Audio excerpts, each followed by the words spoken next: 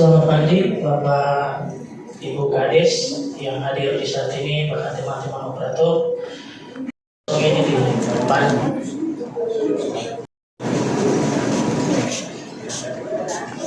Sehingga terkait dengan sertifikat elektronik, ini terkait dengan tanda tangan elektronik yang sekiranya bisa digunakan di pemerintahan desa. Jadi untuk tanda tangan elektronik ini kenapa harus Pak Kades yang hadir? Karena di dalam proses surat menyurat dinas ke dinas yang tanda tangan surat adalah Pak Kades. Jadi kalau tanda tangan elektronik ini Pak Kades mewakilkan Pak Sekdes, berarti tidak akan connect. Berarti Pak Kades anggap saja dalam transformasi digital ini pena itu diganti dengan paspres. Jadi kalau di manual kita menandatangani surat dengan pena, bahkan cat.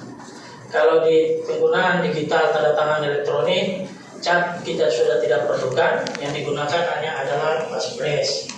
Dan dari 196 desa itu yang masukkan data 83 desa. Sedangkan untuk pengolahan email desa itu yang masuk hanya 18 desa. Makanya kemarin kami coba kemudian yang tidak memasukkan surat tugas terkait dengan pengelola email desa itu tidak bisa ikut operatornya begitu. Jadi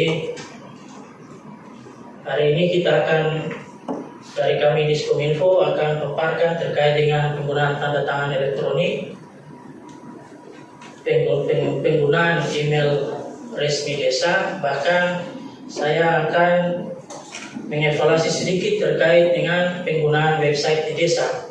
Dari 196 itu yang sudah aktif subdomain desa itu ada 50 desa.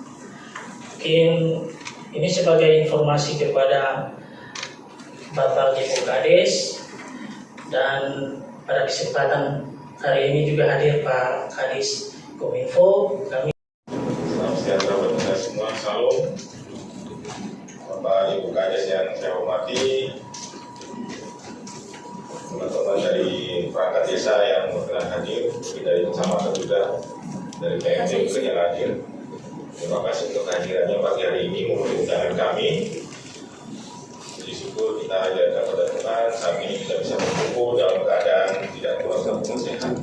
Amin. Bapak Ibu Kepala Desa yang kami hormati, memang acara ini kita sudah rencanakan jauh-jauh hari. Bagaimana kita merencanakan penggunaan email desa, website desa, dan tanda tangan elektronik ini. Memang mau tidak mau kita harus mengikuti perkembangan zaman, perkembangan teknologi. Mungkin kita tidak tahu ini makanan apa ini, data elektronik, email apa ini, email apa ini. Tapi inilah teknologi. Kalau Bapak Ibu ingat dulu mungkin pertama-tama kali beli HP yang bisa dipencet-pencet ada tombolnya. Sekarang aja lagi tuh HP begitu ya. Sekarang kita harus pencet-pencet layarnya. Lama-lama lagi mungkin berkembang sudah pencet-pencet seperti itu lagi, pencet-pencet di awan-awan gitu, pakai sistem cloud. Ini perkembangan ini tidak bisa bendung, termasuk juga tanda tangan gitu. Dulu yang kita kirim surat menyurat bagi Bapak Ibu dulu masih nyong-nyong, kirim apa surat, kirim apa itu kartu pos dan sebagainya. Sekarang caranya lagi pakai WA, SMS. Untuk surat-surat resmi, ya kita tidak bisa pakai itu, pakai email. Email itu singkatannya elektronik mail. Gitu. Nah, perkembangan ini harus kita ikuti, mau tidak mau. Termasuk juga kita juga di daerah. Kalau di pusat tuh hampir semuanya di kementerian, di dirjen itu semua sudah memakai ini seperti ini. Nah, jangan sampai mereka sudah pakai, kita belum. Lama-lama kita tidak diterima, misalnya kita tanda tangannya masih manual. Nah, perkembangan ini juga masuk juga di dunia perdagangan, ekonomi. Mungkin pernah Bapak Ibu ke belajar mungkin di toko-toko di kota-kota yang dia tidak mau menerima uang cash, pakai apa tuh, scan barcode, ada OVO, ada apa lagi tuh, Dana, itu kan tinggal scan, tapi doi langsung masuk ke dia. Nah itulah pas price tadi yang dibilang oleh Pak Yanto itu seperti itu. Jadi lama-lama juga uang sudah tidak ada lagi bentuk kertas sama koin, sudah bentuknya elektronik. Namanya sekarang terkenal namanya elektronik uang e-money sama elektronik dompet atau e-wallet. Ini perkembangan ini mau tidak mau kita harus ikuti. Kalau tidak kita sendiri yang tergerus. Kalau Bapak Ibu bilang, nah sudah kita masih pakai manual saja, rampok, kita mati juga. Tapi yang lain pakai, kita sendiri akan tergerus kalau tinggalkan. Salah satu contoh hal terbesar yang ada di teknologi di dunia ini, mungkin Bapak Ibu dulu pernah kenal namanya HP yang bermerek Nokia ya. Nah Nokia ini dia tidak mengikuti perkembangan, dia bilang sudah ini pelanggan ini masih suka pakai tombol-tombol ini dan sebagainya. Sangat suka yang pencet-pencet ketik pakai layar. Akhirnya mereka tergerus digantikan dengan BlackBerry. Kita tidak sempat untuk membuat tata elektronik, tapi staff atau pegawai kita itu yang benar-benar kita bisa percaya. Tapi kalau tidak percaya, lewat HP pun bisa jadi tata elektronik. Kalau Ibu misalnya pergi ke Ternate, bahkan pergi ke Jakarta, tidak usah nunggu datang baru datang, nanti tidak langsung di Jakarta kita langsung bisa tata lewat HP kita, langsung jadi surat itu, langsung bisa di print atau dikirim lewat WA. Dimanapun kita berada, tata elektronik itu bisa jadi.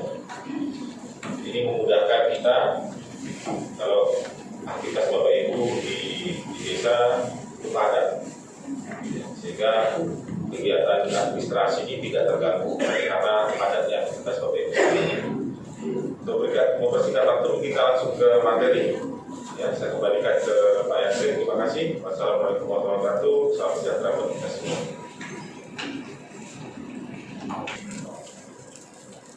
Tadi sebelum itu saya sampaikan kepada Bapak Ibu sekalian bahwa kami di tahun 2021 sampai dengan 2023 bahkan sampai dengan kemarin itu pernah melakukan pelatihan kepada operator desa terkait dengan layanan desa dan website desa. Nah, dari hasil rekapitulasi kami rekap berdasarkan kecamatan itu dari misalnya Kota Tobelo ada 10 desa itu yang sudah ikut dalam bintang layanan desa itu 10 desa, sedangkan yang website baru 5 desa, yang 5 desa belum. Ini kami buat rekap seperti ini, jadi total ada 196 desa yang mengikuti aplikasi layanan desa itu. Seyogianya di website desa itu ada admin desa, ada operator websitenya, ada pembuat berita atau jurnalis, dan ada yang desain. Nah, sedangkan di website desa sendiri itu yang ditampilkan secara umum itu ada profil desa, ada pemerintahan itu berupa struktur dari desa, bahkan uraian tupoksi dari kades, bahkan perangkat desa. Nah, di sini juga ada layanan, ada informasi. Informasinya berupa berita, pengumuman, artikel, dan sebagainya. Ada juga galeri. Galeri ini ada foto, ada video. Selain itu ada potensi desa. Desa dapat menyampaikan ke publik potensi desa apa yang ada di dalam desa itu. Dan ada produk hukum. Nah, ini kalau produk hukum juga bisa dipublish. Kalau ada perdes, SK, atau peraturan desa, ini bisa dipublish ke umum. Sehingga umum bisa mengetahui di desa A ini, oh ada produk hukum. Misalnya, tidak boleh ada produk hukum yang melarang buang sampah sembarangan. Nah, itu dimasukkan ke dalam sini. Sehingga masyarakat juga bisa mengetahui, atau publik bisa mengetahui. Secara garis besar, dari 51 website yang kami sudah bantu untuk pengolahan domainnya, hampir rata-rata tidak berjalan Pak PU. Memang ada beberapa, tapi rata-rata tidak. Yang hanya bisa operator ganti itu DP foto kepala desa saja. Yang lain tidak ada. Selama 1 tahun itu kami pandu gitu Pak, website desa itu. Jadi website desa ini ada 50 domain, ada Desa Gamsungi, ada Towara, Linaino, Wariino, Kalipitu, Mahia, Pitu, Gamhoku, Kusuri. Ini ada 51 ini. Yang dong bisa isi cuma dong kadis pe foto di website. Ada yang sebagian memang kayak Desa Simau, Desa Wariino, saya berikan apresiasi karena dulu seringkali menyampaikan berita. Ada berita-berita pembagian BRT, itu dong sampaikan.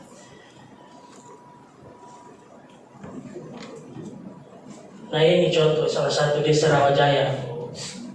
Ini Desa Rawajaya, dia punya berita juga tidak ada, foto juga tidak ada.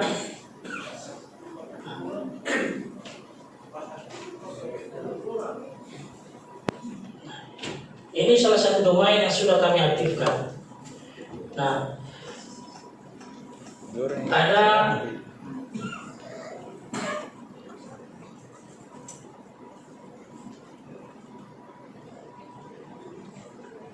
ini Desa Simau. Desa bisa sambungkan ke Facebook, bisa kirim ke Twitter, bahkan email, bahkan Telegram. Ini sebagai penyebar luasan informasi kepada publik. Ini memang sudah ada, tapi masih ada kekurangan. Produk hukum juga belum ada. Ini produk hukum ada. Ada dia punya dasar hukumnya dari desa.